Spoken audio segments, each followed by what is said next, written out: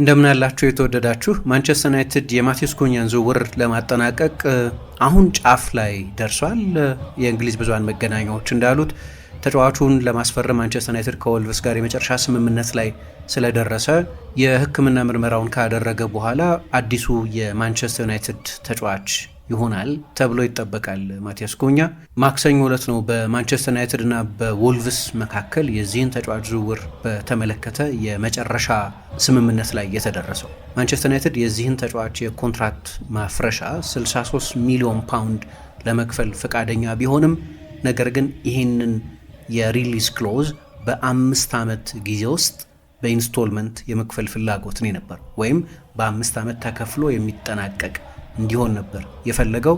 ነገር ግን ወልቭስ በ2 ዓመት ውስጥ ገንዘቡ ሊከፈለኝ ግድ ነው ብሎ ስለተጫነ በዚህ መሰረት በ3 የተለያየ የክፍያ ምዕራፍ ነገር ግን በ2 ዓመት ውስጥ ተከፍሎ የሚጠናቀቅ ይሆናል ማለት ነው። ስለዚህ በሁለቱ ክለቦች መካከል ድርድር ሲደረግ ቆይቶ በመጨረሻ በ3 ኢንስቶልመንት በ2 ዓመት ተከፍሎ እንዲያልቅ ተግባብተው ተጫዋቹ ማንቸስተር ዩናይትድ ለማስፈረም ከክለቡ ጋር ስምምነት ላይ ደርሷል። የተጫዋቹን የግል ጥቅማ ጥቅም በተመለከተ ተጫዋቹ ወደ ዩናይትድ ለመዛወር ባለው ፍላጎት ምክንያትም እና የደሞዝ ጉዳዩም ያን ያህል ችግር ይሆናል ተብሎ ስለማይጠበቅ ዋናው ነጥብ የነበረው ከወልቭስ ጋር የሚደረገው ድርድር ነበር። ያው የውል ማፍረሻ ያላቸውን ተጫዋቾች ማስፈረም አንዱ ጥሩ ነገሩ ድርድሩ የተጓተተ ጊዜ አይወስድም። ለምሳሌ የሪሊዝ ክሎዝ የሌላቸው ተጫዋቾች ከሆኑ ለምሳሌ ማቲያስ ኩኛን ራሱን እንደ ምሳሌ እንውሰድ። የውል ማፍረሻ ባይኖረው ኖሮ ብድግ ብሎ ወልቭስ 80 ሚሊዮን ካልከፈላችሁኝ አልሸጥም ይላል። የማንቸስተር ዩናይትድ የዚህ ተጫዋች ዋጋ ኢቫሉዌሽን እንበል 50 ሚሊዮን ፓውንድ ቢሆን፣ ስለዚህ ያንን ለማስታረቅ ረጅም ጊዜ የድርድር ጊዜ ሊወስድ ይችል ነበር። አሁን የውል ማፍረሻ አለው። ስለዚህ ማንቸስተር ዩናይትድ መክፈል ያለበትን ገንዘብ ያውቃል። ቀጥሎ የሚያደርገው የድርድር ሂደት እንዴት ገንዘቡን እንክፈላችሁ የሚለው ነው። ወልቭስ ሁሉም ይከፈለኝ ማለት ይችላል። 63 ሚሊዮን ፓውንድ የውል ማፍረሻ ካልተከፈለኝ አልለቅም ማለት ይችላል። ነገር ግን በድርድር በ2 ዓመት ጊዜ ውስጥ በ3 ጊዜ ክፍያ ተከፍሎ እንዲጠናቀቅ ተስማምተዋል ማለት ነው። ባለፈው የውድድር ዘመን ከቦሎኛ ዮሹዋ ዚርክዜን ማንቸስተር ዩናይትድ ሲያስፈርም ከውል ማፍረሻውን በላይ ከፍሎ ነው ያስፈረመው። ምክንያቱም ጥቂት ሚሊዮኖች እንጨምርላችሁና በአንድ ጊዜ የዚህን ተጫዋች ሪሊዝ ክሎዝ ከምንከፍል በ3 ዓመት ጊዜ ውስጥ ግን ተጨማሪ ገንዘብ ከፍለን ተጫዋቹን እናስፈርመው የሚል ስምምነት አድርገው ነው ጆሹዋ ዚርክዜን ያመጡት። ሌሎችም ክለቦች ይህንን ያደርጋሉ። ከዛው ከቦሎኛ አርሰናል ሪካርዶ ካላፊዮሪን ሲያስፈርም ተመሳሳይ አሬንጅመንት ነበር ያደረገው። ክላሲክ ምሳሌ የሚሆን የሚመስለኝ እንዲያውም የአትሌቲኮ ማድሪድ ዦአው ፌሊክስን ከቤንፊካ ባስፈረመ ጊዜ የተጫዋቹ የውል ማፍረሻ 113 ሚሊዮን ዩሮ ነበር።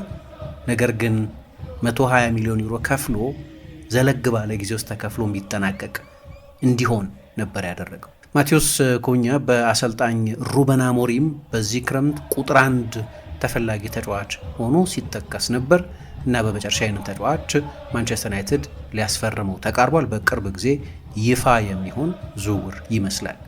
ምን አይነት ጥቅም ይሰጣል የሚለውን ከዚህ በፊት አንስተናል። በተለይ ቡድን ውስጥ ካሉት ሌሎች አማራጮች አንጻር ሲታይ ትልቅ አፕግሬድ ነው። ምክንያቱም በዚህ ውድድር ዘመን ለሱ 9 ቁጥር ሆኖ ለማይጫወት የግራ 10 ቁጥር ሆኖ ሲሰለፍ የውድድር ዘመኑን ላሳለፈ ተጫዋች 15 የሊግ ጎሎችን ያስቆጠረው። በማንቸስተር ዩናይትድ ውስጥ ያሉት ሌሎቹ አጥቂዎች ራስሙስ ሆይሉንድ እና ጆሹዋ ዚርክዜ እንዲሁም በውሰት የተሰጡት ማርከስ ራሽፎርድ እና አንቶኒ፣ ሌላው ቡድን ውስጥ ያለው ሜሰን ማውንት፣ የእነዚህ 5 ተጫዋቾች የዚህ ዓመት ለማንቸስተር ዩናይትድ ያስቆጠሩት የፕሪሚየር ሊግ ጎል ቢደመር ከማቴዎስ ኩኛ ያነሰ ነው። የማንቸስተር ዩናይትድ ብዙ ሜዳ ውስጥ ያሉ ችግሮች አሉ፣ ግን በአንገብጋቢነት ሊፈታ የሚገባው ችግር ደግሞ የጎል ችግር ነው። ይሄ የቆየ ነው።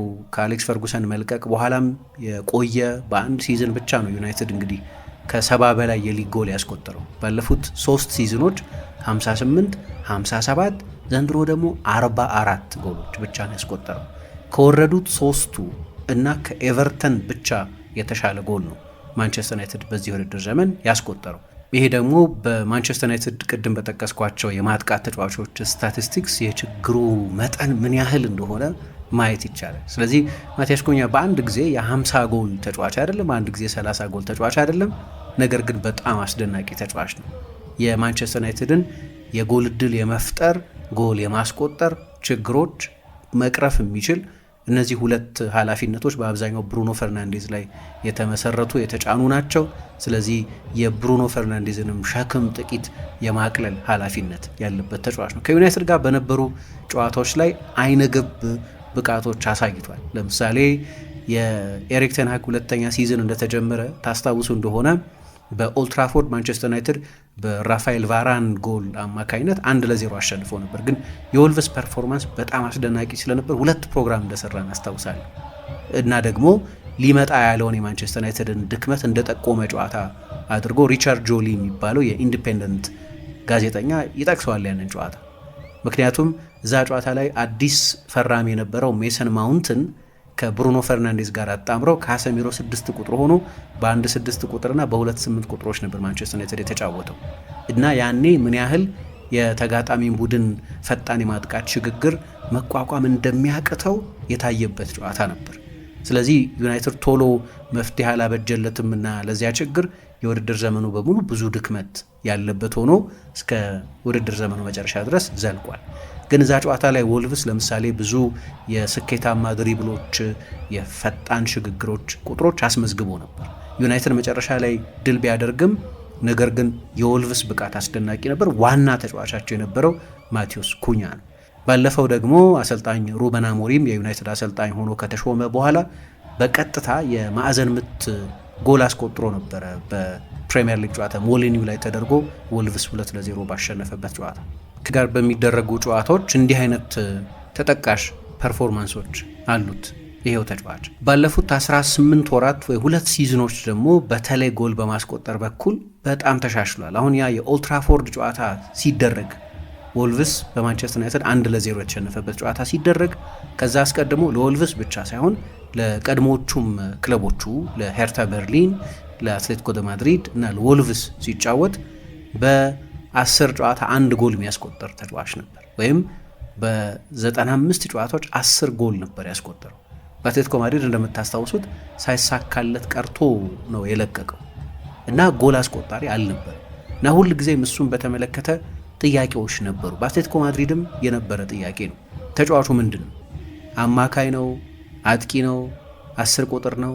ምን አይነት ተጫዋች ነው የሚለውን በተመለከተ የእሱን ትክክለኛ የጨዋታ ሚና ለመረዳት ጊዜ ያስፈልጓል። ዲየጎ ሲሞኔ አጥቂ አድርጎ ሊጠቀምበት ሲሞክር ነበር፣ ነገር ግን ብዙ አልሆነለትም እና እንዲህ አይነት ኮንፊውዥን ቆይቷል። ጆሊ እንደሚለው ወልቭስ ነው መፍትሄውን ያገኘው። ባለፉት 2 የወልቭስ አሰልጣኞች አሁን ወልቭስ በፕሪሚየር ሊግ እንዲቆይ በዚህ ዓመት ትልቁ ምክንያት የሆኑት ቪቶር ፔሬራ እና ባለፈው ዓመትም ወልቭስን በፕሪሚየር ሊግ ያቆየው ጋሪ ኦኔል፣ ሁለቱም አሰልጣኞች ተመሳሳይ ሲስተም የሚጠቀሙ ናቸው።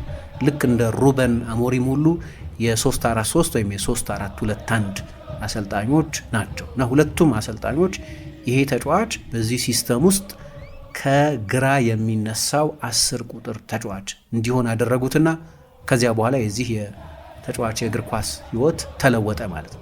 በተለይ ጎል በማስቆጠር በጎል ፊት ፍሬያማ በመሆን ዩናይትድ በዚሁ ሲስተም በሩበን አሞሪም መጫወት ከጀመረበት ጊዜ ወዲህ የተለያዩ ተጫዋቾችን ሞክሯል። አንዱ ችግር የነበረው ዩናይትድ ንጹህ የክንፍ ተጫዋቾች ያሉት ነው። ለምሳሌ ራሽፎርድ፣ አንቶኒ፣ ጋርናቾ አይነቶቹ ተጫዋቾች እንዲህ አይነቶቹ ተጫዋቾች በሴንትራል ኤሪያስ ላይ ወደ መሀል ገባ ብሎ ለመጫወት የሚያስችል የፕሌሜኪንግ ችሎታ የላቸውም። የበለጠ ንጹህ የክንፍ ፍጥነትን መሰረት ያደረጉ የክንፍ ተጫዋቾች ናቸው።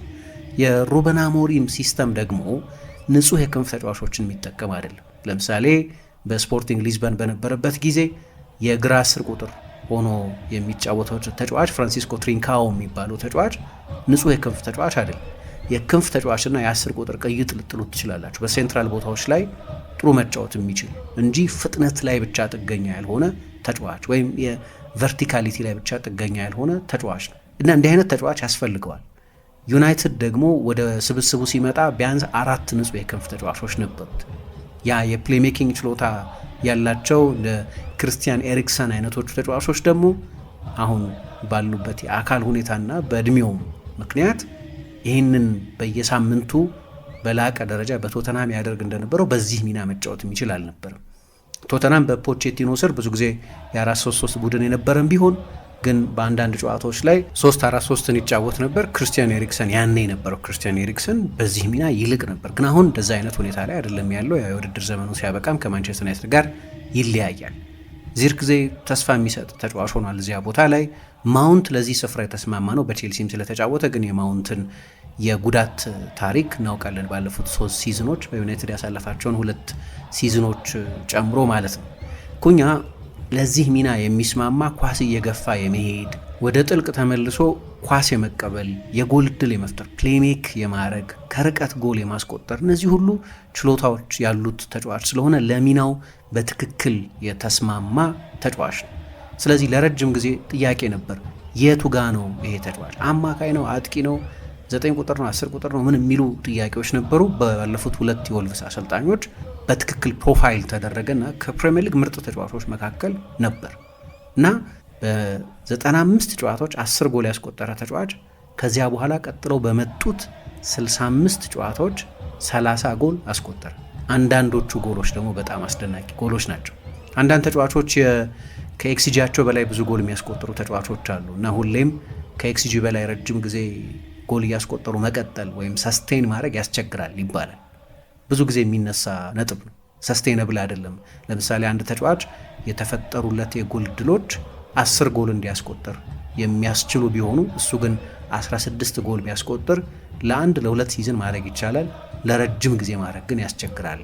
የኤክስጂ ኦቨር አቺቨር መሆን ያስቸግራል ይባላል። ነገር ግን አንዳንድ ተጫዋቾች በወጥነት ከኤክስጂያቸው በላይ ብዙ ጎል ሲያስቆጥሩ የሚቆዩ ተጫዋቾች አሉ። የቶተናሙ ሰን ሂዩንግ-ሚን በጣም ጥሩ ፊኒሸር ነው። ስለዚህ በፕሪሚየር ሊግ ለ6-7 ዓመት ያለማቋረጥ እንዲያስቆጠር ከሚጠበቀው የጎል ቁጥር በላይ ሲያስቆጠር ቆይቷል።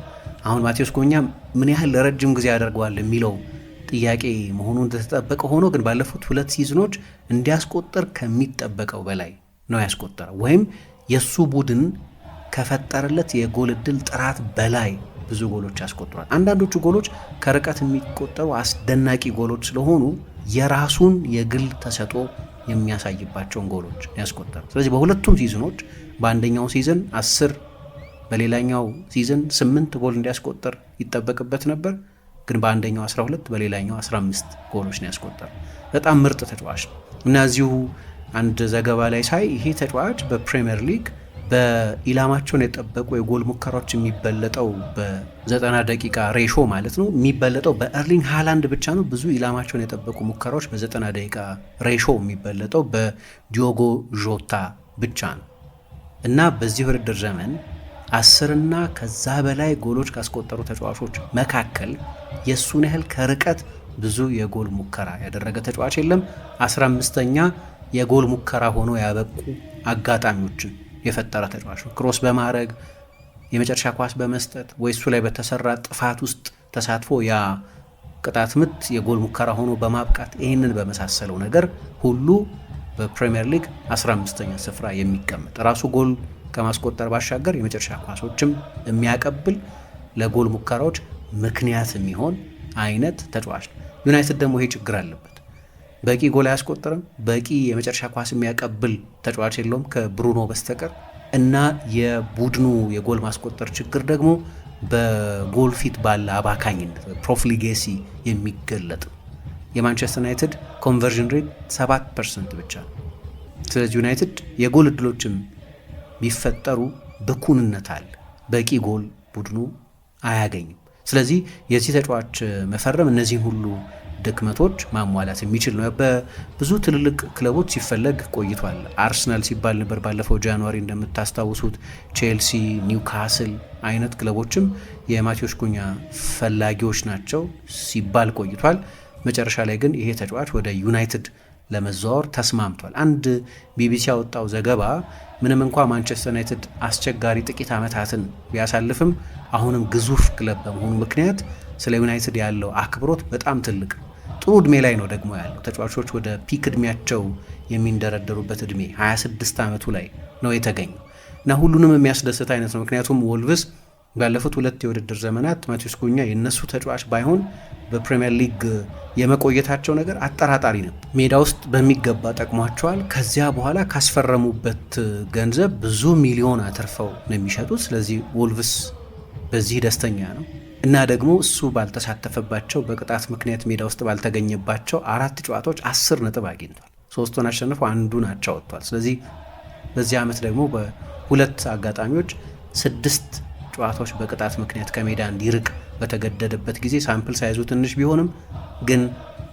ሌላ ተጨማሪ ተጫዋችም የሚያመጡበትን ገንዘብ ስላገኙ ያን ያህል ሜዳ ውስጥ ትልቅ ቀዳዳ ላይፈጥር ይችላል። ሁለተኛ ማንቸስተር ዩናይትድ ይህንን የክሬቲቪቲ የጎል ማስቆጠር ችግር በመጠኑ ሊያቀል የሚችል ተጫዋች ያገኛል። ሶስተኛ ተጫዋቹ ራሱ ወደ ትልቅ ክለብ ይዘዋወራል። በቅርብ ጊዜ በአንድ ቃለ ምልልሱ ላይ እንደተናገረው አሁን ቀጣዩን የእግር ኳስ ስቴፕ መያዝ ፈልጋለሁ ብሏል። ዩናይትድ ደግሞ ያው በቡድን ስብስብ ውስጥም ባለፈው ጥር እንደምታስታውሱት ያው ከአሰልጣኙ ሲስተም ጋር ስለማይስማሙ ወይ በባህሪያቸው ወይ በዲሲፕሊን ወይ በአንዳች ምክንያት ሊሆን ይችላል ማርከስ ራሽፎርድን ወደ አስቶን ቪላ፣ አንቶኒን ወደ ሪያል ቤቲስ በውሰት ልኳል። አሁን ደግሞ አሌያንድሮ ጋርናቾ ይለቃል ተብሎ ይጠበቃል። የመጨረሻው የማንቸስተር ዩናይትድ ጨዋታ ላይ አልተሳተፈም።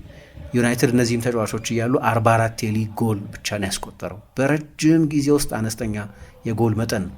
ነገር ግን በማቲያስ ኩኛ ብቻ ላይጠናቀቅ ይችላል። የማንቸስተር ዩናይትድ የዝውውር ገበያ ይጠናቀቃልም ተብሎ አይጠበቅም። ሊያም ዴላፕን ከኤፕስዊች፣ ብሪያን ምቤሞን ከቻሉ ከብሬንፎርድ ማምጣት ይፈልጋሉ። ስለዚህ ተጨማሪ የማጥቃት ተጫዋቾችን እንደሚጨምር ግልጽ ነው። ሩበን አሞሪም በዚህ በሩቅ ምስራቅ ማንቸስተር ዩናይትድ እያደረገ ባለው ጉዞ ላይ በአንድ ጋዜጣዊ መግለጫው ላይ ሲናገር በሚቀጥሉ ዓመት በቻምፒየንስ ሊግ ስለማንሳተፍ ያን ያህል ሰፊ ስኳድ አያስፈልገንም ብሏል። ነገር ግን እሱ መጫወት ለሚፈልግበት የጨዋታ አይነት የሚስማሙ ተጫዋቾችና የዩናይትድን አንገብጋቢ የጎል ማስቆጠር እና የጎል እድል የመፍጠር ችግር መቅረፍ የሚችሉ ተጫዋቾችን መጨመር አለበት። ይሄ ተጫዋች አንደኛው ተጫዋች ነው፣ የመጀመሪያው እንጂ የመጨረሻው አይመስልም። ባለፉት 65 የፕሪሚየር ሊግ ጨዋታዎች 27 ጎሎች ያስቆጠረ፣ በየ2 ጨዋታው ገደማ 1 ጎል የሚያስቆጥር የላቀ ቴክኒካዊ ችሎታ ያለው፣ እኔ እንደምለው ልክ እንደው ብራዚላዊ እንደሆነ 1-2 ጊዜ ኳስ ሲነካ አይታችሁ የምትረዱት አይነት ነው። ወልቭስ በጣም ትልልቅ ጎሎች አስቆጥሯል። በዚህ ዓመት ደግሞ አንድ የፕሪሚየር ሊግ ሬከርድም ተጋርቷል። በፕሪሚየር ሊግ ታሪክ በአንድ ሲዝን ብዙ የሊግ ጎል ያስቆጠሩት ብራዚላውያን በ2022-23 የውድድር ዘመን ጋብርኤል ማርቲኔሊ፣ በ2017-18 የውድድር ዘመን ለሊቨርፑል ሮቤርቶ ፈርሚኖ 15 የሊግ ጎሎች ነበር ያስቆጠሩት። ከዚያ ከነሱ እኩል ሆኗል። አሁን በዚህ ዓመት ለወልቭስ 15 የሊግ ጎሎች ስላስቆጠረ ግን ለወልቭስ የሚጫወት ተጫዋች መሆኑንም ከግምት ማስገባት ያስፈልጋል። ምክንያቱም ወልቭስ ኤሊት ቡድን አይደለም። ጥሩ ተጫዋቾች አሉት፣ ግን ባለፉት 2 ሲዝኖች ላለመውረድ የሚጫወት ቡድን ስለሆነ የሚጫወትበት ቡድን ወልቭስ ሆኖ እንዲህ አይነት ስታቲስቲክሶች ማስመዝገቡም የተጫዋቹን ጥራት የሚነግረን ይመስለኛል። መጀመሪያ አካባቢ 9 ቁጥር አድርገው ነበር ይጠቀሙበት የነበሩ። 9 ቁጥር ሆኖ መጫወት ይችላል። ሄርታ በርሊን 9 ቁጥር ሆኖ ሲጫወት ያየሁባቸው ጨዋታዎች አሉ። ነገር ግን በባህሪው የበለጠ ጠለቅ ብሎ ኳስ መቀበል የሚፈልግ ስለሆነ 9 ቁጥርም ከሆነ ፕሮፐር 9 ቁጥር አይደለም፣ ሐሰተኛ 9 ቁጥር ሆኖ ነው መጫወት የሚገባው። ነገር ግን ወልቭስ በትክክል ለሱ የሚስማማውን ቦታ በማግኘት ውስጥ በተለይ በጋሪ ኦኔል ዘመን ስኬታማ ነበር። ከዚያ ያው ቪቶር ፔሬራ በዛው መንገድ ነበር የቀጠለው። እንዴት ጥሩ ጨራሽ እንደሆነ የምታውቁት በዚህ ዓመት ካስቆጠራቸው 15 የፕሪሚየር ሊግ ጎሎች 6ቱን ከፍጹም ቅጣት ምት ሳጥን ውጪ ነው ያስቆጠረው። ስለዚህ ግሩም ጎሎች ያስቆጥራል። ወልቭስ በጥቂት ጨዋታዎች ያለሱ መጫወት እንደሚችል አሳይቷል ብልም፣ በጠቅላላው ግን ትልቁን ስዕል ካየን ግን ያለሱ ጎሎችና የመጨረሻ ኳሶች መትረፍ አይችሉም ነበር። ወደ 40% ገደማ የሚሆን የወልቭስ ጎሎች ሲደመር አሲስት ላይ በቀጥታ ተሳትፏል። 65 ጨዋታዎች 39 የጎል ተሳትፎ የነበረው ተጫዋች ነው። ቁጥሮቹ ያስደንቃሉ። የቦል ኬሪንግ አቢሊቲ የሚሉታል። ለምሳሌ ወልቭስ ያው በጥልቅ መከላከል የሚጫወት እና በፈጣን ሽግግር የሚያጠቃ ቡድን ነው። ብዙ ላለመውረድ የሚጫወቱ ቡድኖች እንዲህ አይነት የጨዋታ ስልት ነው የሚከተሉት። በማንቸስተር ዩናይትድ የበለጠ የፖሴሽን ቡድን ስለሆነ አዳፕት ማድረግ አለበት። ነገር ግን ዩናይትድም ቢሆን የሽግግር ማጥቃት ጥራቱን መጨመር አለበት። ያንን ለማድረግ ደግሞ ከኳስ ጋር በጥራት ትራቭል ማድረግ የሚችሉ ተጫዋቾች ያስፈልጉታል። ቦል ኬሪንግ የሚሉት ችሎታ ይሄኛው ነው። አንድ የኦፕታ ስታቲስቲክስ እያየሁ ነበር ይህንን በተመለከተ። ተጫዋቹ በዚህ የውድድር ዘመን ለወልቭስ ኳስ ይዞ ወደፊት በሄደባቸው አጋጣሚዎች በአማካይ ቡድኑን በ9 ሜትር ወደፊት ከፍ ያደርጋል፣ ወደ 9 ሜትር ገደማ እና በፕሪሚየር ሊግ ከኤላንጋ እና ከኦግቤኔ ከሁለቱ ቀጥሎ ብዙ ሜትሮችን ቡድኑን ከዲፕ ፊልድ ወደ አፕ ፊልድ የሚያሸጋግር አይነት ተጫዋች ነው። ብዙ ድሪብሎች በመሞከር ዶኩና ኩዱስ ብቻ ናቸው የሚበልጡት። ስለዚህ በጣም የተለያዩ ችሎታዎች ያሉትና ለአሰልጣኙ ሲስተም ደግሞ የሚስማማ ተጫዋች ነው። በዚህ ውድድር ዘመን ዩናይትድ በቀኝ በኩል ከሞላ ጎደል አማድ ያንን ቦታ የሞላው ስለሆነ የቀኝ 10 ቁጥር ሆኖ ያንን ሚና በሚገባ እየተወጣ ያለ ተጫዋች ስለሆነ በግራ በኩል ያለው ቦታ ነው ማንቸስተር ዩናይትድ ሁነኛ መፍትሄ ያላገኘው። ቅድም እንዳልኩት ኤሪክሰን በፊትነሱም አሁን ደግሞ ሁሉንም ጨርሷል። ማውንት በጉዳት ምክንያት፣ በተመሳሳይ ምክንያት ጋርናቾ የበለጠ ንጹህ የክንፍ ተጫዋች ነው። ጋርናቾ ጥሩ የተጫወተባቸው ጨዋታዎች አሉ፣ የበለጠ የመልሶ ማጥቃት ጨዋታዎች፣ ትልልቅ ጨዋታዎች ላይ በተለይ። ነገር ግን በሰስቴንድ ፖሴሽን ዩናይትድ 55፣ 60፣ 63፣ 65% ፖሴሽን በሚይዝባቸውና ዘለግ ላለ ጊዜ ቢልድ እያደረገ በሚያጠቃባቸው ጨዋታዎች ላይ በጠባብ ቦታዎች መጫወት የሚያስችል ቴክኒካዊ ክህሎትም ያለው ተጫዋች ያስፈልጋል። ማቴዎስ ኩኛ እንዲህ አይነት ተጫዋች ነው። 61% በዚህ ውድድር ዘመን ከአጠቃላይ ፕሪሚየር ሊግ ደቂቃዎቹ 61% የሚሆኑትን ደቂቃዎች በቀኝ 10 ቁጥርነት ሲጫወት ያሳለፈ ተጫዋች ነው። አንድ ከወልቭስ ጨዋታ በኋላ በኦልትራፎርድ አሰልጣኝ ሩበን አሞሪም ያነጋገረው ወደ ተነሉ ሲገባ አይተን ነበር እና ከዛ ጨዋታ በፊትም በስም ጠቅሶ ወልቭስ እኮ ኳሊቲ ተጫዋቾች አሉት ነው፣ ድንገት ሀሳቤ ላይ ኩኛ መጣ ምናምን ብሎ ተናግሮ ነበር። ስለዚህ አሰልጣኙ ይህንን ተጫዋች ሲያስበው እንደቆየ ግልጽ ነው። በዛ በተነሉ ላይ ስለ ዝውውር አወሩ ለማለት ባይቻልም፣ ነገር ግን ከዛ ምስል በኋላ ብዙ የብዙሃን መገናኛዎች አይ ይሄ የዩናይትድን ጠንካራ የዝውውር ፍላጎት የሚጠቁም ነው ብለው ዘገባዎች ያወጡ ነበር። መጨረሻ ላይ የተጫዋቹ ዝውውር እውን ሊሆን ፎርማሊቲዎች ብቻ ይቀሩታል ማለት ነው። ስለዚህ በቀናት ውስጥ ሊጠናቀቅ የሚችል ዝውውር ነው። ደግሞ በእንግሊዝኛ ጥሩ እንግሊዝኛ የሚናገር ነው። ያው ረጅም ጊዜ በአውሮፓ ነው የተጫወተው፣ በእንግሊዝም ተጫውቷል ባለፉት ጥቂት ዓመታት። ስለዚህ እንግሊዝኛ በጣም ጥሩ እንግሊዝኛ ነው የሚናገረው። ግን የማንቸስተር ዩናይትድ የኮቺንግ ስታፍ ደግሞ የፖርቱጊዝ ኮቺንግ ስታፍ ነው። ስለዚህ በሱ ቋንቋ የሚናገሩ ናቸው። እሱ ብራዚላዊ ነው፣ እነሱ ፖርቱጋላዊ ናቸው። ብሩኖ አለ፣ ሌሎችም እንደዚሁ ተጫዋቾች አሉ። ስለዚህ በባህልም በኩል ያው ከወልቭስ ወደ ማንቸስተር ዩናይትድ መምጣትና ያ ዝውውር የሚፈጥረው ኤክስፔክቴሽን እንዳለ ሆኖ በወረቀት ደረጃ ግን የማይሳካበት ምክንያት አይታያቸውም። ያው ዝውውር በወረቀት ደረጃ፣ በሀሳብ ደረጃ፣ በስታቲስቲካዊ ማብራራት ደረጃ ብቻ የሚያበቃ አይደለም እንጂ ዩናይትድ ባለፉት ዓመታት ያስፈረማቸውንም ተጫዋቾች አይቼ ይሄኛው ተጫዋች ለዩናይትድ አይሆንም ያልኩት ብዙ ተጫዋች የለም። ምክንያቱም በዩናይትድ የመፈለጋቸው ምክንያት በነበሩበት ክለብ ጥሩ መጫወታቸው ነው አይደለም። ስለዚህ እሱ ገና መልስ ያላገኘ ጥያቄ ነው። ግን እንዲሁ ስናየው ፕሪሚየር ሊግ ውስጥ የተጫወተ ነው፣ ተመሳሳይ ሲስተም ውስጥ የተጫወተ ነው። የማይሳካበት ምክንያት ያለ አይመስልም። ዩናይትድ በየጨዋታው 1.15 ጎል ብቻ ነው በዚህ ዓመት በፕሪሚየር ሊግ የሚያስቆጠረው። በ38 ጨዋታ 44 ጎል ማለት በየጨዋታው 1.15 ጎል ማለት ነው። ይሄ ተጫዋች ደግሞ ጥሩ ጎል አስቆጣሪ 10 ቁጥር ነው። እንዳውም ዩናይትድ እንዴት የጎል ማስቆጠር ችግር እንዳለበት የምታውቁት ለምሳሌ የዩናይትድ የዚህ ዓመት የማይዘነጋው ጨዋታ ከሊዮን ጋር ያደረጉት ጨዋታ ነው አይደለም። መጨረሻ ላይ ማንቸስተር ዩናይትድ 5-4 ያሸነፈው ጨዋታ ሃሪ መጓየር አጥቂ ሆኖ ነው የመጨረሻውን 10 ደቂቃ የተጫወተው። ግን ብዙ ጨዋታዎች ላይ አሰልጣኝ ሩበን አሞሪም ሃሪ መጓየርን እንደ አጥቂ ተጠቅመውበታል፣ የመሀል ተከላካዩን ማለት ነው። ምክንያቱም ቡድን ውስጥ ባሉት አጥቂዎች ጎል ማስቆጠር እርግጠኛ አይደለም። ሆይሉንድ አሰልጣኝ አሞሪም የዩናይትድ አሰልጣኝ ሆኖ ከተሾመ በኋላ 3 የፕሪሚየር ሊግ ጎሎች ብቻ ነው ያስቆጠሩ፣ የቡድኑ 9 ቁጥር ማለት ነው። ቅድም የማቴዎስ ኩኛን የሾት ቮሊዩም ስናገር ሾት ቮሊዩም ማለት አንድ ተጫዋች በጨዋታ ምን ያህል የጎል ሙከራ ያደርጋል የሚለው የሚታይበት ነው። ስለሱም አንድ ፕሮግራም ስንሰራ በዚህ ዓመት ስለ ራስሙስ ሆይሉንድ አንዱ አሳሳቢው ነገር አነስተኛ የሾት ቮሊዩም ያለ ወደ ጎል የማይሞከር ተጫዋች ጎል አያስቆጥርም። ጎል ለማስቆጠር መሞከር ያስፈልጋል። ያንን ለማድረግ አንዳንድ ጊዜ ሪስክ መውሰድን ይጠይቃል። ማቴዎስ ኩኛ ይህንን ሪስክ ይወስዳል። 9 ቁጥር አይደለም ይገባኛል፣ ግን በቡድን ውስጥ ካሉት ሌሎች አማራጮች በርቀት የሚሻል ነው። ኢቭን በ9 ቁጥርነትም ጭምር ማለት ነው። 9 ቁጥር አድርጎ የሚያስፈርመው አይመስለኝ የሚያጫውተው አይመስለኝ አሰልጣኙ፣ ግን እንደዛ ነው። በክሬቲቪቲም ካያችሁት ከፕሪሚየር ሊግ ምርጥ የጎል እድል ፈጣሪዎች መካከል አንደኛው፣ በድሪብል ካያችሁት ከምርጥ ድሪብለሮች መካከል አንደኛው ነው። በሙከራ ካያችሁት ብዙ ሙከራ ከሚያደርጉ ብዙ ኢላማቸውን የጠበቁ የጎል ሙከራዎች ከሚያደርጉ፣ በኤክስጂ ኦቨር ፐርፎርማንስ ከሁሉም የፕሪሚየር ሊግ ተጫዋቾች በላይ በአጨራረስ ኦቨር ፐርፎርም ያደረገ፣ በፕሪሚየር ሊግ የመጫወት ልምድ ያለው ለሊጉ ባዳ የማይሆን ተጫዋች ነው። የማይስል ምክንያት ለማሰብ በእኔ በኩል ያስቸግረኛል እና ስለዚህ ሜዳ ውስጥ መጥቶ እንዴት ይሆናል የሚለው ቅድም እንዳልኩት ያልተመለሰ ጥያቄ ይሆናል። ሰዎች በዚህ ዓመት በሁለት ጨዋታዎች አንድ ጊዜ ከኤፕስዊች ታውን የስታፍ አባል ጋር የዛኛውን ሰው የመነጽር ሰበረ፣ ሌላ ጊዜ የቦርንመዙን ሚሎስ ኬርኬዥን በጭንቅላት በቴስታ ተማቶ በቀይ ወጣ እና የቴምፐርመንት ችግር አለበት ምን ይላሉ። ግን ከዚህ በፊት የነበረውን የእግር ኳስ ሕይወቱን ብታዩ የዲሲፕሊን ችግር ያለበት ተጫዋች አልነበረም። ስለዚህ ብዙ የሚያሳስብ አይመስለኝም። ዩናይትድ ሌሎች ማምጣት የሚፈልጋቸው ተጫዋቾች አሉ። ቅድም እንደጠቀስኩት በየጊዜው የሚጠቀሱ ስሞች፣ የሆነ ጊዜ ራያን ሼርኪ፣ የሆነ ጊዜ ብራያን ምቤሞ፣ ሌላ ጊዜ ሊያም ዴላፕ፣ ሌሎችም ስሞች ሲጠቀሱ እንሰማለን።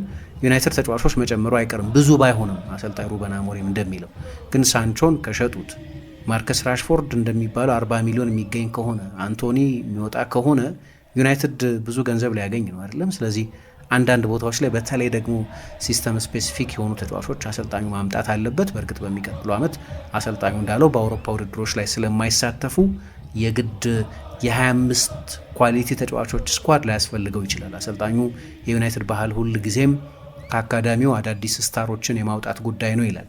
የጋርናቾንም ስም አልጠቀስኩም። ጋርናቾ ክለብ ፈልግ ተብሎ በአሰልጣኙ ተነግሮታል ነው እየተባለ ያለ። ስለዚህ እነዚህን ተጫዋቾች ዩናይትድ መሸጥ የሚችል ከሆነ በቀላሉ ወደ 80 100 እና ምናልባት ከዛም በላይ የዝውውር ገንዘብ ሊያገኝ ይችላል። የሁሉንም ገንዘብ መልሰው ኢንቨስት ሊያደርጉት ይችላሉ። ነገር ግን ተጨማሪ ለአሰልጣኙ ሲስተም የሚሆኑ አማካዮች መጨመር አለበት። ለምሳሌ ካሰሚሮ በረጅም ጊዜ ሂደት በተለይ ለፕሪሚየር ሊግ ፉትቦል አሰልጣኙ እንዳለው የሚያስተማምን መፍትሄ የሚሆን አይመስለኝም። ለዩሮፓ ሊግ በጣም ድንቅ ነበር፣ ደግሞ ባለበት እድሜ ምክንያት የረጅም ጊዜ ዩናይትድ የአማካይ ክፍል መፍትሄ አይደለም።